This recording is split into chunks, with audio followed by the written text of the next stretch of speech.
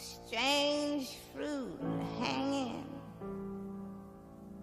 from the poplar trees.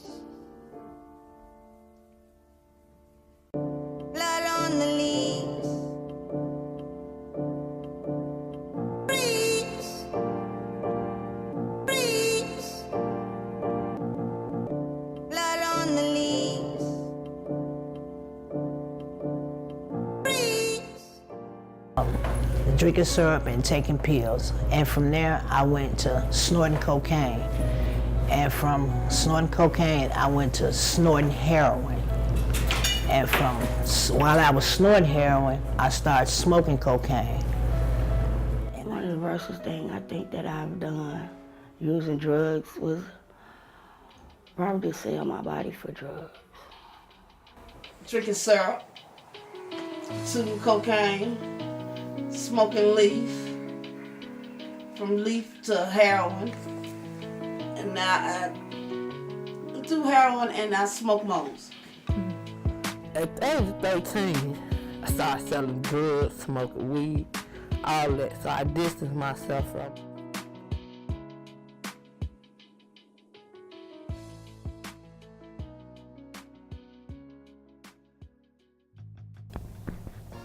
In the 1980s, drugs such as crack, cocaine, and heroin were introduced to many black neighborhoods in America. This documentary focuses on women who were affected by the drug epidemic. It's more of a curiosity because it seemed like all my friends was doing it. And so I was the type that always, well, let me try it. I want to try. Can I have some? What is that? Give me some. Let me try. And so it started like that. I was aware of the drug selling and what every drug was and so forth and so on. But I was taught not to never use it. But me being a curious person, which everything I did on my own, then nobody influenced me to do anything. Just by me knowing about it made me more curious to do it. My experience with it, when I first did it, I did it with this guy named Jerome, and it made me feel good. So I kept doing it. I tried heroin, and that was my drug of choice. Yeah, and I did heroin from 17 up until I stopped. That's what addiction does to you. It have you stuck in a rut, you know, and your means of survival is to get it however you can get it. Watina and Jesse Hargrove are 1998 lottery winners of $22 million. Meanwhile, their addiction to heroin is priceless, and getting clean is a requirement for the two. I do heroin and I smoke moles. Mm-hmm. What's moles? Tobacco with cocaine on the tobacco, rolled in the joint. No, I can stop, but I can't stop because she's still using it, it's still around. Yeah. I tried a couple times, but as long as she's doing it, I keep doing it. The Women's Treatment Center, located on the west side of Chicago, offer programs for women and children. Clinical Director Florence Wright talks about those programs and the various substances that are often treated. We offer a variety of programs. We have a 16-bed medical detox for women who require detox from opiates, alcohol, prescription medications. We also have residential programs for women, and as well as for women that may be pregnant and or are parenting and they have their children with them.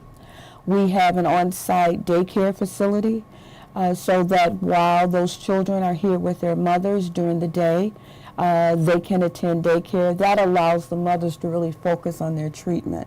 Some women no longer have a desire for drugs. I really don't want to live that way anymore.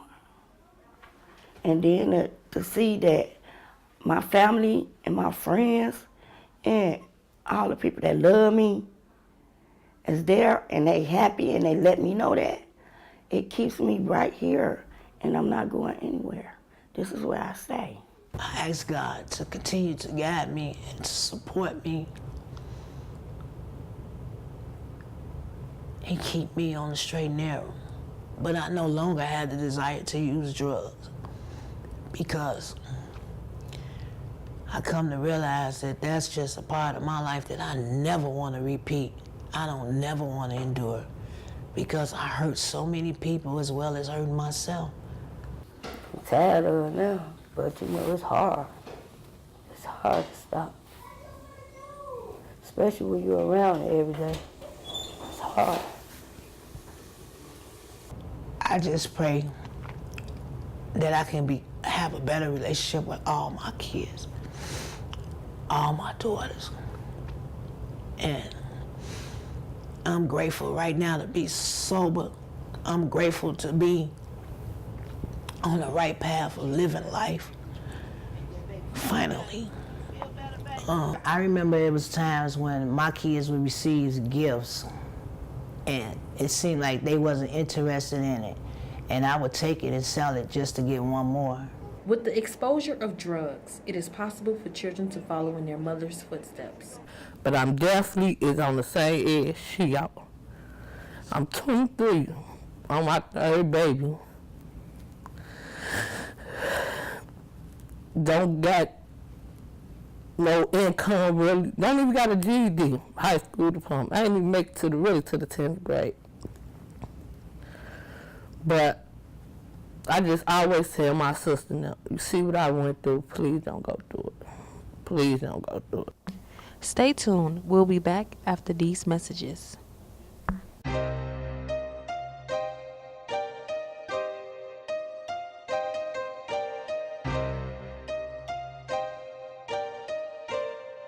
Low self-esteem is your personal evaluation of your own worth. Low self-esteem can come from genetic factors, physical appearance, health issues, socioeconomic problems, peer pressure, and especially bullying. It's not right.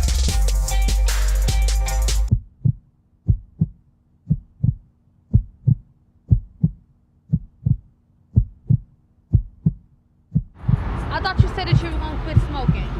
Yeah, man. It's kind of hard. There are about 3,400 lung cancer deaths caused by secondhand smoke.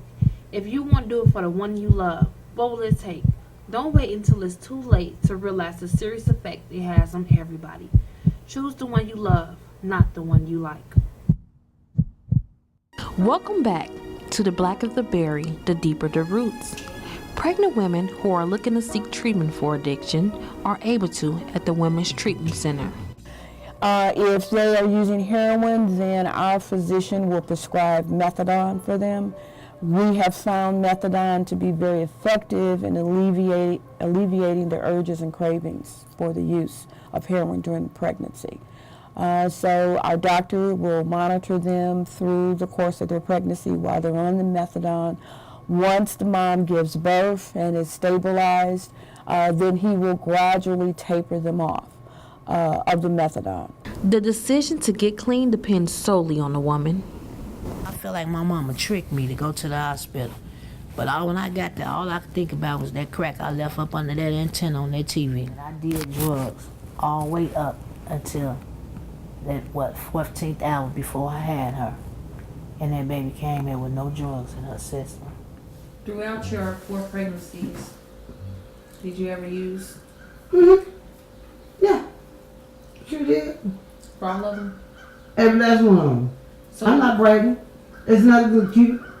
My daughter, she had cerebral palsy, and before I found out that I was pregnant, I did drugs with her for I say maybe up to 2 months in the pregnancy, but then I stopped with her. My last child, I did drugs with her up to like maybe about 7.5 months, almost 8 months. But she came out fine. How many kids do you all have together? 4. 4? Were any of them exposed to drugs? All of them. I was like maybe 6 months pregnant, and that's when I made a decision to stop.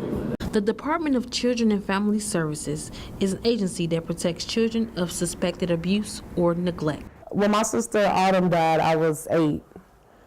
And I was the one that discovered that she wasn't in the crib because I called my mother and asked her where was my sister.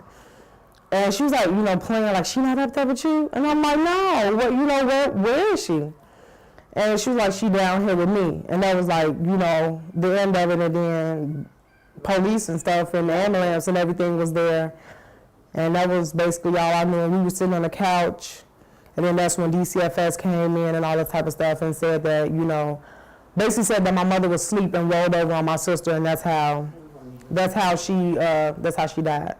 Autumn passed away. She was 3 months and 8 days old. She passed away. It was called sudden infant death syndrome, SIDS. That's what they call it, right? It was beyond anyone's control. They have yet to find out why that, Yeah, so they wanted to say I smothered. I didn't find it now. I didn't have to use it. They wanted to say the mother rolled over and smothered her baby. It was crazy. I remember bits and pieces of when basically we were put in the system when my grandmother, actually I remember when my sister passed, and then there was just like a lot going on. I was moved from here to there, from here, family member house, friends' houses of my grandmother and everything. It was kind of tough, actually, going from place to place to place.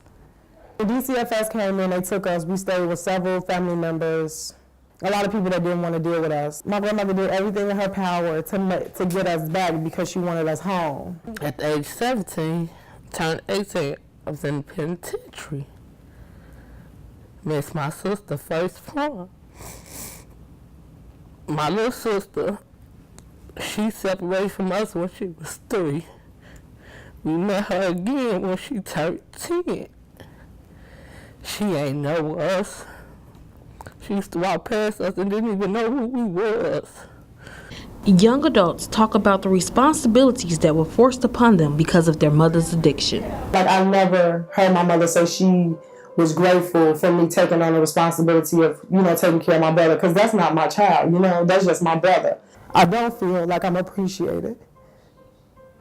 I don't hear thank you. And that bothers me. Like, I'm not looking for a reward. I'm not looking for any of that. I'm not looking for validation or nothing because it's my brother. And it's like I wasn't going to let him go into the system because I've been there, like, bouncing from home to home. You know what I'm saying? That's not a good feeling at all. It was hard because I had to go out there and do things I want these folks to, not like bad things like selling my body or nothing like that, but I had to go gamble just to come up with a couple of dollars to just feed me and my little sister. It was hard. Everything I do is for my siblings. I never just think about me. I think about them as well. So, I've just been taking care of my brother since I was 21, and now I'm 24 and he's 13, so.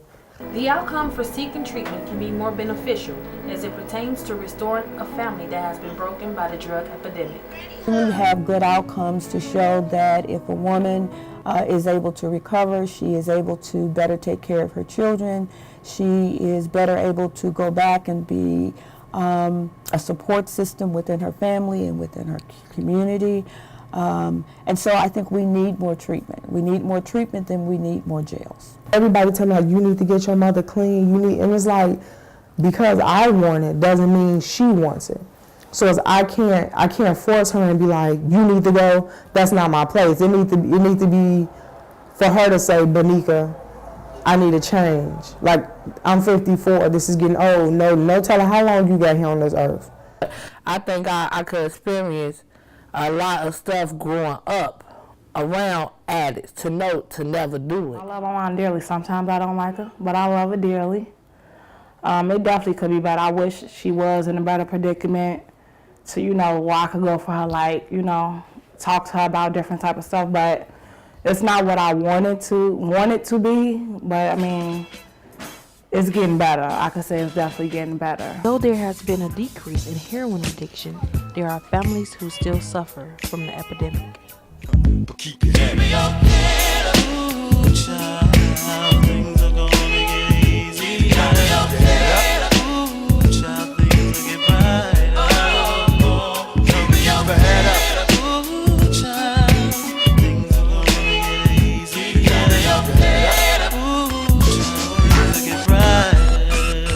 Hey yo,